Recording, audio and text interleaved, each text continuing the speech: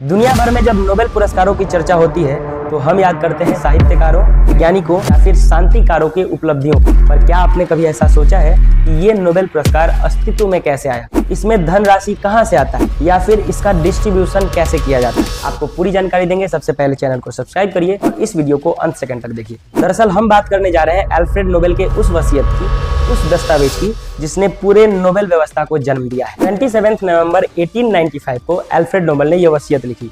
उस समय वे पूरे यूरोप में उद्योगपति, आविष्कारक और विद्वान के रूप में प्रसिद्ध थे।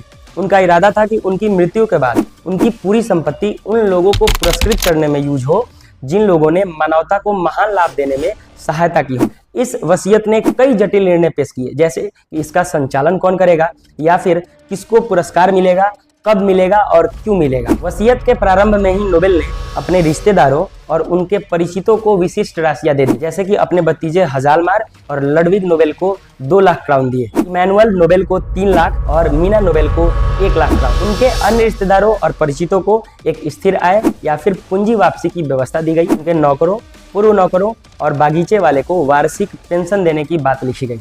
इसके आगे वसीयत में यह लिखा था कि all of my remaining realizable assets are to be disbursed as follows, मतलब शेष राशि को या फिर लिक्विफाइड कर दिया जाए या फिर बेच के उससे जो पूंजी मिलती है आप उसका प्रयोग लोगों को पुरस्कृत करने में करें। इसका मतलब अर्थव्यवस्था की सुरक्षित प्रतिभूतियों में पूंजी बनाई जाए और केवल मुनाफे या फिर ब्याज से पुरस्कार दिए जाए। आगे वसीयत में यह स्पष्ट किया गया है कि इस पूंजी के ब्याज को 5 बराबर भागों में बांट दिया जाए: भौतिकी, रसायन, चिकित्सा या जीव विज्ञान, साहित्य और शांति। और इस पूंजी के ब्याज के 5 भागों को इस 5 क्षेत्र में मानवता को महान लाभ देने वाले व्यक्ति को दिया जाए। उन्होंने वसीयत में यह निर्देश भी दिए कि भौतिक और रसायन के क्षेत्र में पुरस्कार स्वीडिश एकेडमी ऑफ साइंस के द्वारा दिया जाए, चिकित्सा और जीव विज्ञान के क्षेत्र में कैरोलिंस्का इंस्टीट्यूट स्टॉकहोम, साहित्य के क्षेत्र में एकेडमी ऑफ स्टॉकहोम के द्वारा दिया जाए, शांति के क्षेत्र में नॉर्वेजियन स्टॉटिंग द्वारा चुने गए समिति के द्वारा पुरस्कार दिया जाए। इस पूरे वसीयत से नोबेल ने सुनिश्चित किया नेशनैलिटी, जातीयता और भेदभाव रहित पुरस्कार किसी को दिया जाए।